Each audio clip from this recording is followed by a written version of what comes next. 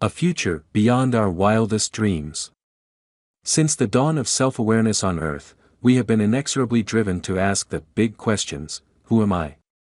Where did I come from? How did I get here, and where am I going? Various teachers have come along who claim to have the answers, and the differences of opinion on these overwhelmingly profound concepts have led to many of the greatest sorrows and atrocities in recorded history.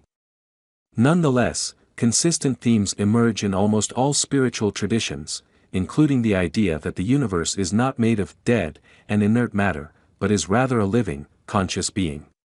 This superintelligence, we are told, has woven the strands of space, time, energy, matter, biology and consciousness together in its own image.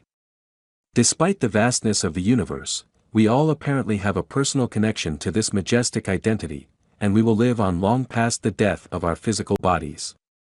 Most spiritual teachings also say we will eventually reunite with this oneness, and even when we walk in complete ignorance of these greater realities, a hidden spiritual curriculum is influencing our lives, and will eventually guide us back home. We also consistently hear that benevolent superbeings, such as Jesus, Buddha, Krishna and others, have directly intervened in Earth's history to help show us the way to this greater truth. As Graham Hancock, Zecharia Sitchin and others have reported, many of the oldest cultures speak of gods who gave them practical assistance, written language, mathematics, astronomy, agriculture, animal husbandry, ethics, law and architecture, including massive stone edifices, built out of impossibly heavy multi-ton blocks, which apparently serve some useful purpose.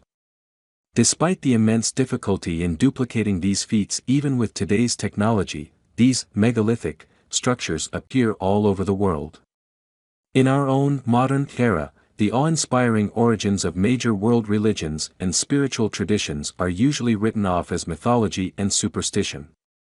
Due to the seemingly irresolvable differences between these various philosophical systems, and our ever-increasing desire for information that is provable, science has replaced religion as the ultimate arbiter of truth in many people's minds, and this formerly majestic, wonderful view of a divine cosmos has been dismissed. The universe has become a giant collection of dead, empty stuff. Our minds, thoughts and emotions, not to mention all the richness and diversity of species on this planet, are now seen to be the result of sheer coincidence and happenstance in an otherwise unthinking, unfeeling, infinitely cold, and depressing void. We have nothing to live for, nothing to look forward to after we die, and even the need for ethics or morality at all becomes a subject of healthy philosophical debate. If we know we can't escape death, and all we have is this one chance to exist, then why not devote our lives to the pursuit of as much pleasure as we can find? Why not throw ourselves fully and completely into a hedonistic lust for money, power and privilege, and hope we can then pass on these same benefits to our children, who are created from our own bodies? The more we think we know, the more lonely our lives seem to be. The magic has been stripped away. We have no special abilities or mystical powers. We have nothing to look forward to after we die. We have no one else in the universe to meet. And before we ever even get the chance to travel out into space on any sustainable basis, we may all perish in a planetary catastrophe, either by our own weapons of mass destruction, or by natural causes we apparently have no ability to control or prevent. A seemingly endless lineup of big-budget disaster movies entertains audiences by threatening the Earth with total annihilation. You may now be listening to the prophets of doom a little more carefully, and might indeed be wondering if, in fact, all is well. If you have seen my YouTube documentary that was the genesis for this book entitled The 2012 Enigma, my website, Divine Cosmos, or some of my television appearances, you probably know I do not believe our future is depressing, terrifying or cataclysmic. Instead, I feel our destinies on Earth are being carefully and meticulously guided by a hidden intelligence, a living energy field the entire universe is built from. Many great researchers have independently discovered this unseen universal force and given it their own names, without there ever being a single, unifying standard. Since this force may well be the source of all space, time, matter, energy, biology and consciousness in the universe. The simplest all-inclusive term I use is the source field. This is not a book of philosophy, speculation or wishful thinking, it is a vast synthesis of investigations into the source field. I am standing on the shoulders of giants in writing this book, as the overwhelming majority of these findings was developed by PhDs from accredited universities, who ended up discovering things that often put them at odds with their colleagues, employers, and much of the mainstream world. There are also many examples in which a scientist or research institute made one specific breakthrough that was released into the mainstream press, but the media did not see or understand how well it tied in with so many other related discoveries. In Russia, however, there has been a consistent, focused effort to investigate the source field since at least the 1950s, but until the fall of the Soviet Union in 1991, the vast majority of all these revelations were classified for national security. Over 10,000 papers investigating the source field were published by 1996 alone, 3 with more than half of them from Russia. The implications of what they found are so staggering that I suspect you will be stunned by how much we already know about this unseen force, which influences absolutely everything we see, hear, do and believe. It has taken me over 30 years of dedicated research to assemble this grand collection of data, and particularly since 1993, I have spent as many waking hours as possible in pursuit of this radical rethinking of science. After I became self-employed in the summer of 1998, I began working 14 hours a day, 7 days a week researching and investigating the source field phenomena. After Brian Tart, the president of Dutton Books, contacted me and offered to publish this research, it took me almost 2 years of focused, concentrated effort to develop this book. When I finally started combining the very best of everything I had found into one single vision, a seemingly endless parade of stunning new connections emerged. If these breakthroughs become common knowledge and are developed into working technologies, and/or if existing technologies that use these principles are declassified and released to the public, we could end up in a world that rivals or exceeds our finest visionary science fiction films and novels.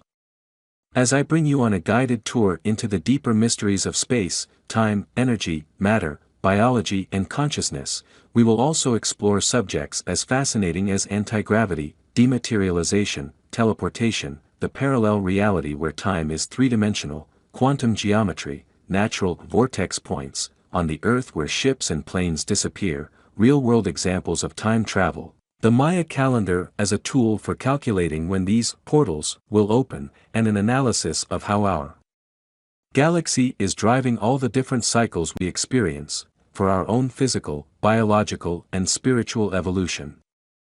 The potential technological applications of this science are incredible. Furthermore, we may see a fundamental change in the nature of space and time itself as we fully cross over into this new zone of energy in the galaxy you will learn about. The source field is the key to unlock all of these mysteries, and ultimately understand the big questions: who are we, where did we come from, how did we get here, and where are we going? Our journey into the source field investigations begins in the next chapter by exploring the work of Dr. Cleve Backster, a pioneer who helped us understand the true nature of mind. We no longer need to remain ignorant about the structure, identity, and purpose of consciousness. It is not merely a biological phenomenon, it is written into the energy of the universe itself. The Backster effect, free energy, and the consequences. Could all space, time, energy, matter, biological life, and consciousness in the universe be the product of a source field?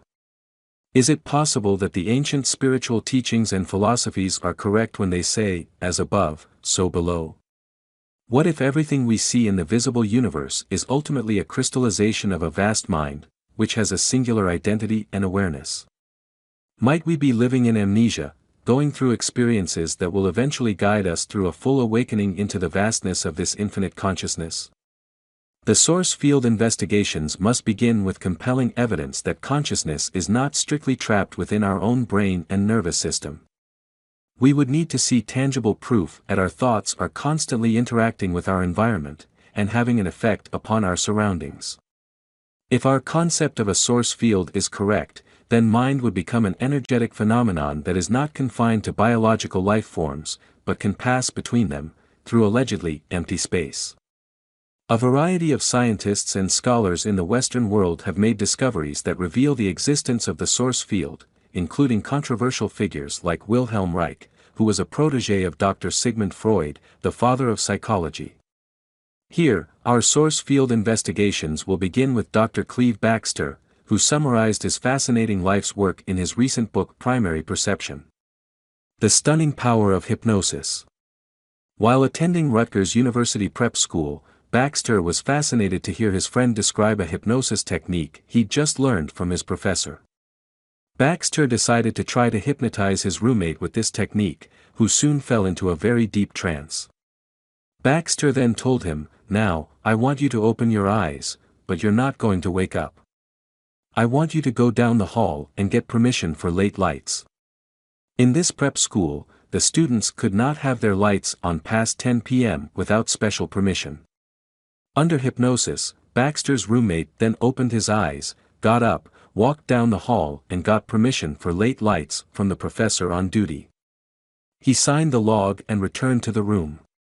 When Backster brought his roommate back out of hypnosis, he didn't even realize anything had happened to him. See? It doesn't work. This so-called hypnosis is a bunch of baloney. When they walked down to the on-duty professor, he confirmed that Backster's roommate had just come and asked permission a few minutes earlier, but the roommate couldn't believe it was real. He was then shocked to discover his own signature in the late lights log. Backster began researching hypnosis, reading as many books as he could find on the subject, which were not that many in the late 1930s, and performed additional successful experiments. After the devastating attack on Pearl Harbor in 1941, Backster joined the military ROTC program at Texas A&M University, and there he began making frequent demonstrations of hypnosis to larger audiences. Typically about a third of his audience went into some stage of trance, and he picked the deepest subjects for more intensive work. One man was told he would not be able to see Backster in the room for the next 30 minutes after he woke up. Indeed, once this subject was brought out of hypnosis, he could not see Backster at all. Just to test how far this would go, Backster picked up a cigarette and blew out some smoke, although he was not a smoker. This man saw the cigarette and the smoke levitating in the air, but he could not see anyone holding it, and he became very alarmed. He wanted to leave the room, but the audience compelled him to stay. After the 30 minutes, Backster again reappeared to him. He followed his post-hypnotic commands perfectly, with no conscious memory of what he had been told to do. My own introduction into the powers of hypnosis came after I had a dramatic out-of-body experience. When I was only 5 years old, I woke up one night and found myself floating about 3 feet over my own body. That little boy in the bed was breathing normally, but if he was me, then who the heck was I? This quickly started to scare me, and as soon as I panicked, I snapped back into my body. For the next 2 years, I wished I could have another chance to explore this bold, new frontier, but nothing happened. When I finally asked my mother how I could learn more about this, she took me down into the basement and suggested I read some books she had on ESP, extrasensory perception. The first one I read was Harold Sherman's How to Make ESP Work for You. Sherman said that when you hypnotize someone, you can get them to have an out-of-body experience like I had, with apparently stunning results. The deeper the state of trance, the more activated become the extrasensory faculties of the subject. Under these conditions, he can be instructed to leave the body and to visit a certain person or place, and to report on what he sees and hears. Hypnotism and astral projection. Dr. Thomas Garrett, a therapeutic hypnotist who pioneered in the treatment of shell-shocked soldiers in the First World War, told me of an outstanding experience he had had with one of his private patients. The young man, son of a famous Broadway playwright, came to Dr. Garrett emotionally upset over a broken romance. He submitted to hypnotism and told Dr. Garrett that he and his former fiancée, who was a student at Wellesley, had had a falling out over some trivial matter and she had returned his ring. Dr. Garrett, on impulse, told the hypnotized young man he could visit the woman he loved and see if he could determine how she now felt about him. Dr. Garrett explained he had the power to leave his physical body, in his astral form, and travel direct to Wellesley, to the sorority house where the young lady was residing. There was a moment of silence. Then the entranced subject announced that he was standing in the hall outside the girl's closed door. "Don't let that stop you," said Dr. Garrett. "You can pass right through the door. Go on in and tell me what she is doing." After another moment, the young man said, "She is at her desk, writing a letter." "That's fine," said Dr. Garrett. "Look over her shoulder and read to me what she is writing." Almost instantly the face of the sleeping subject took on a surprised and delighted expression. "Why, she's writing to me." "What is she saying?" demanded Dr. Garrett, picking up a pencil. The young man then read to Dr. Garrett several word-for-word paragraphs, to the effect that his sweetheart was sorry for her part in the lovers' quarrel, was asking forgiveness, and expressing the hope for a reconciliation. The young man became so excited that he tried to embrace the girl, and the reaction on his physical body was such that Dr. Garrett quickly brought him back from his astral adventure and woke him up, with the suggestion that he would remember all that had transpired. Late the following day, this young man received a special delivery letter from his sweetheart, the very letter he had either astrally or telepathically perceived. Dr. Garrett has this letter in his files, together with the notations he had made, as reported by his entranced subject. There were only a few words of variation between the two. An even more fantastic-sounding hypnosis story can be found in Michael Talbot's epic work The Holographic Universe, one of the best collections of source field investigations ever committed to the printed page. Talbot witnessed his father's friend Tom being hypnotized in the early 1970s by a professional.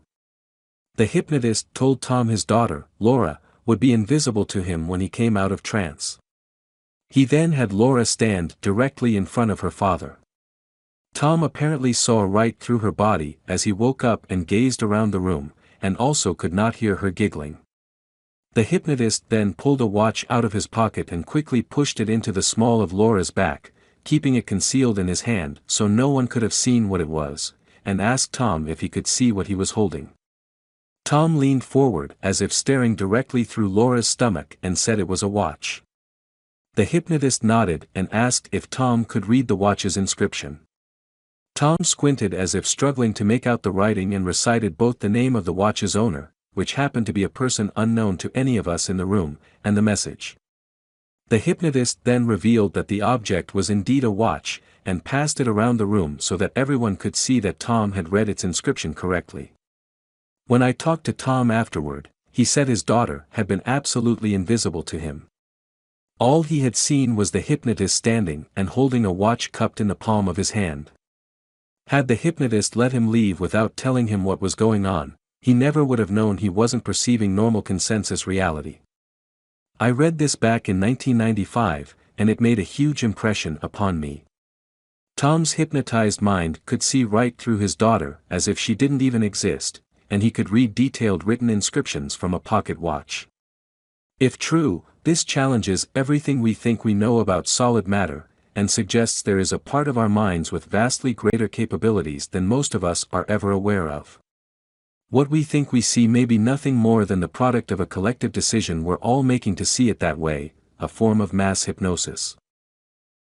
Remember, we can walk, talk and interact with the world under hypnosis, travel out of body and make accurate observations, and may or may not have any conscious memory of what we did after we are brought out of trance. We can also be given post-hypnotic suggestion to act, think or behave a certain way after we wake up. These suggestions are apparently powerful enough to make a human being utterly invisible to us while we're in an otherwise normal state of consciousness. When we discover that ordinary people can be hypnotized like this, we typically write it off as the work of the subconscious mind, but we still don't understand what, exactly, this is, or why it works.